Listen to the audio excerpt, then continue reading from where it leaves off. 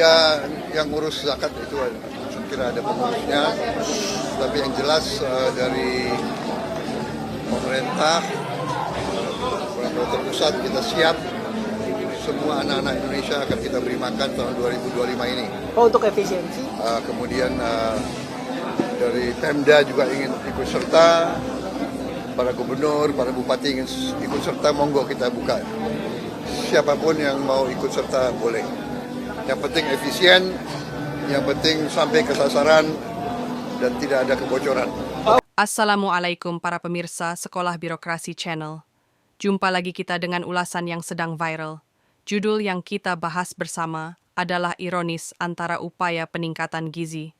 Anak sekolah dengan kekurangan anggaran bagi pemirsa yang belum subscribe, share, dan like. Lakukan lebih dahulu agar Anda senantiasa tidak ketinggalan dengan tema-tema baru dari channel kesayangan Anda selama ini. Program prioritas Presiden Prabowo untuk memberikan makanan bergizi bagi anak sekolah sangat baik. Namun wacana akhir-akhir ini bahwa pembiayaan dari program prioritas ini mengalami kendala karena situasi APBN kita tahun 2025 ini mengalami banyak kendala selain karena defisit anggaran yang cukup besar yakni sekitar 400 triliun lebih.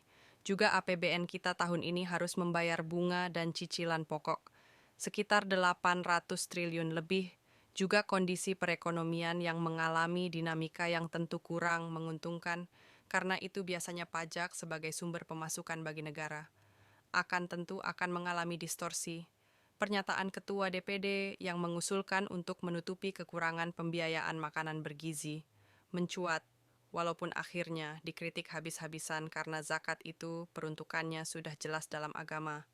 Namun demikian, Presiden Prabowo tetap berkomitmen untuk melaksanakan program makanan bergizi. Tetapi di sisi yang lain dalam berbagai kesempatan, agar setiap kementerian melakukan efisiensi, misalnya perjalanan ke luar negeri, dan berbagai acara dan seremoni agar dikurangi.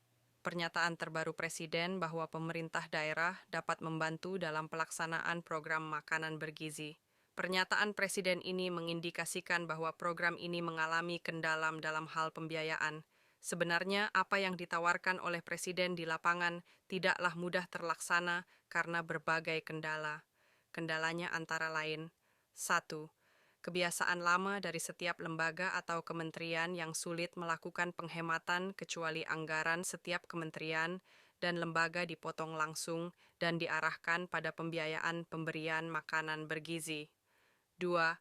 Cara pengelolaan anggaran di setiap kementerian dan lembaga, dan bahkan di pemerintah daerah masih menggunakan cara-cara yang biasa dan bahkan kuno karena dasar pengeluaran uangnya berbasis tugas pokok dan fungsi organisasi di setiap jenjang pemerintahan, di mana seharusnya berbasis pada kinerja yang sudah ditentukan sehingga biaya yang dikeluarkan semata-mata hanya yang memiliki keterkaitan langsung dengan outcome dari setiap program dan kegiatan, dan jangan keluarkan dana yang tidak memiliki keterkaitan dengan kinerja program dan kegiatan. 3.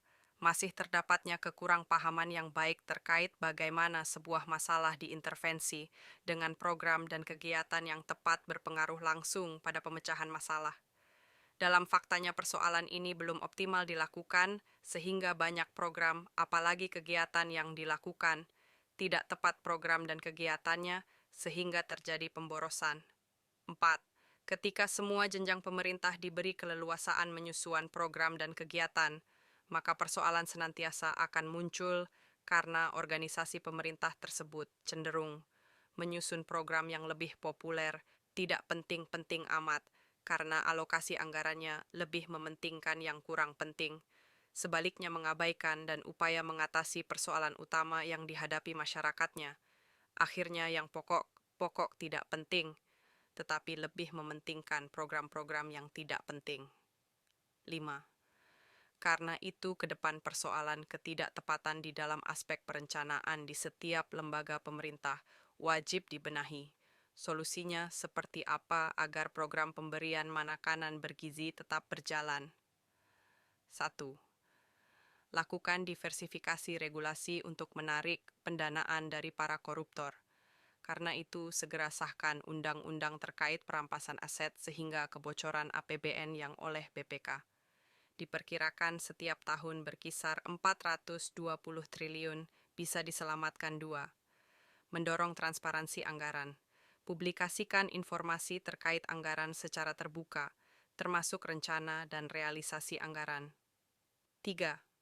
Libatkan masyarakat dalam proses perencanaan dan pengawasan anggaran. 4. Penguatan pengawasan internal dan eksternal pemerintah. Perkuat lembaga pengawas seperti BPK dan KPK untuk meningkatkan efektivitas pengawasan bukan diperlemah. 5.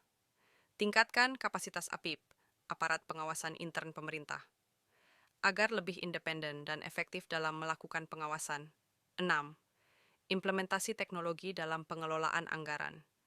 Gunakan sistem e-budgeting untuk mempermudah pemantauan dan pelaporan penggunaan anggaran. 7. Manfaatkan teknologi informasi untuk meningkatkan akuntabilitas dan transparansi dalam pengelolaan keuangan. 8. Penegakan hukum yang tegas dan tidak pandang bulu, jangan tebang pilih. 9. Tindak tegas pelanggaran dan korupsi yang terjadi dalam pengelolaan anggaran, berikan sanksi yang berat bagi pelaku korupsi untuk memberikan efek jera. Jangan seperti yang terjadi belakangan ini, koruptor uang negara malah diberi hukuman ringan sehingga para penegak hukum harus ditingkatkan integritasnya dan tidak terlibat dalam aksi gratifikasi kasus. 10.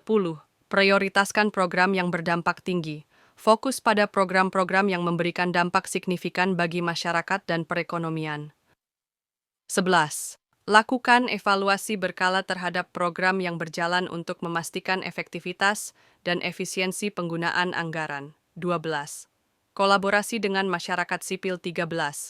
Ajak organisasi non-pemerintah dan masyarakat sipil untuk berpartisipasi dalam pengawasan anggaran.